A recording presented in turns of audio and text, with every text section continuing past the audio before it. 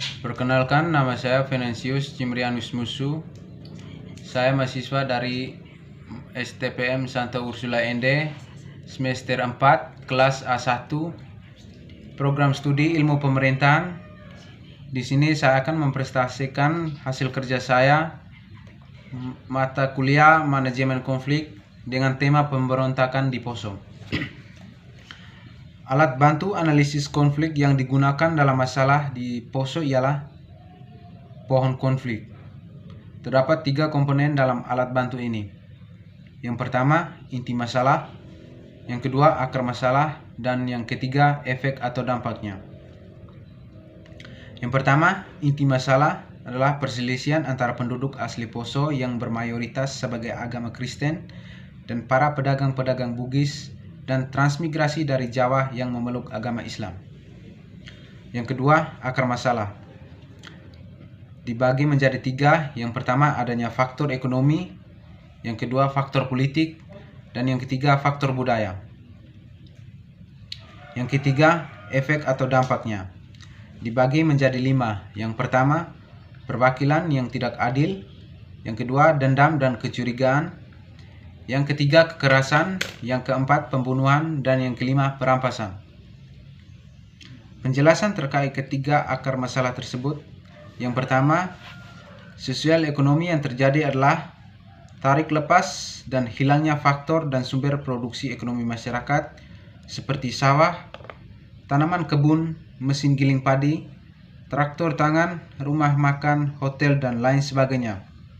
Seperti eksodus besar-besaran penduduk Muslim Poso, terhentinya roda perekonomian, rawan pangan, munculnya pengangguran dan kelangkaan kesempatan kerja. Akar masalah dari kerusuhan Poso terletak pada adanya kesenjangan sosial dan kesenjangan pendapatan antara penduduk asli Poso dan kaum pendatang seperti Bugis, Jawa, Gorontalo, dan Gailil. Kecemburuan sosial penduduk asli cukup beralasan di mana pendapatan mereka sebagai masyarakat asli malah tertinggal dari kaum pendatang. Dan dampak dari konflik sosial yang terjadi di Poso, kerusuhan yang terjadi di Poso menimbulkan dampak sosial yang cukup besar jika dilihat dari kecurigaan yang diakibatkan konflik tersebut. Selain kehilangan nyawa dan harta benda, secara psikologis berdampak besar bagi mereka yang mengalami kerusuhan itu. Dampak psikologis tidak akan hilang dalam waktu singkat. Yang kedua, politik dampak sosial yang terjadi di Poso adalah terhentinya roda pemerintahan, jatuhnya kewibawaan pemerintah daerah terhadap masyarakat, hilangnya sikap demokratis dan penghormatan terhadap perbedaan pendapat masing-masing kelompok kepentingan. Legalisasi pemaksaan kehendak kelompok kepentingan dalam pencapaian tujuannya. Adapun hukum dampak sosial politik yang terjadi yaitu 1. Terjadinya disintegrasi dalam masyarakat Poso ke dalam 2 kelompok yaitu kelompok merah dan kelompok putih.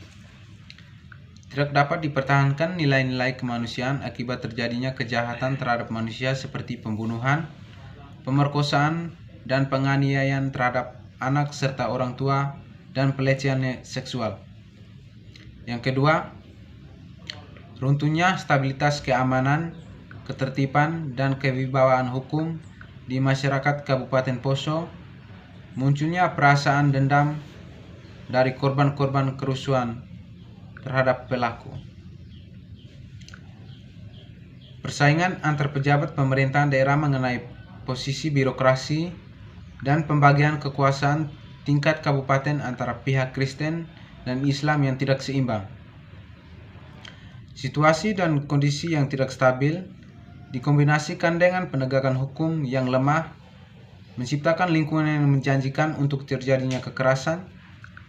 Akar dari konflik sosial yang terjadi di Poso terletak pada masalah politik, bermula dari suksesi bupati, jabatan sekretaris wilayah daerah kabupaten, dan terutama menyangkut soal keseimbangan jabatan-jabatan dalam pemerintahan. Yang ketiga, faktor budaya dan agama adalah Dianutnya kembali budaya pengayawa dari masyarakat pedalaman atau suku Pamona dan suku Muril. Dilanggarnya ajaran agama dari kedua kelompok yang bertikai dalam mencapai tujuan politiknya. Runtuhnya nilai-nilai kesepakatan bersama Sintuwu Maroso yang menjadi bingkai dalam hubungan sosial masyarakat Poso yang pluralis.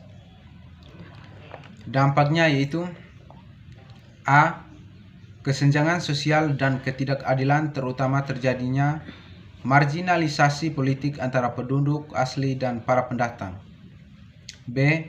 Banyak pihak yang berperan dalam konflik Poso yang dengan sengaja menghembuskan isu etnis dan agama untuk kepentingan pribadi dan kelompoknya sehingga masyarakat terprovokasi dan bersikap anarkis. C. Pendekatan budaya merupakan pendekatan terbaik dan efektif dalam menghentikan konflik sosial di Poso. Filosofi hidup masyarakat Poso, Sintuwu Maroso terbukti efektif mengembalikan harmonisasi kehidupan masyarakat Poso. Solusi atau jalan keluarnya. Cara yang mesti kita lakukan adalah melakukan kerjasama mulai dari kalangan pengusaha sehingga tingkat mahasiswa harus ikut berperan menangani konflik yang terjadi di Poso dengan melakukan tindakan nyata agar masyarakat setempat tidak hanya berfokus pada masalah politik, jangan hanya bergantung pada aparat keamanan, tapi pengusaha, ekonomi, budayawan, anggota masyarakat, mahasiswa harus bersatu membangun secara paralel.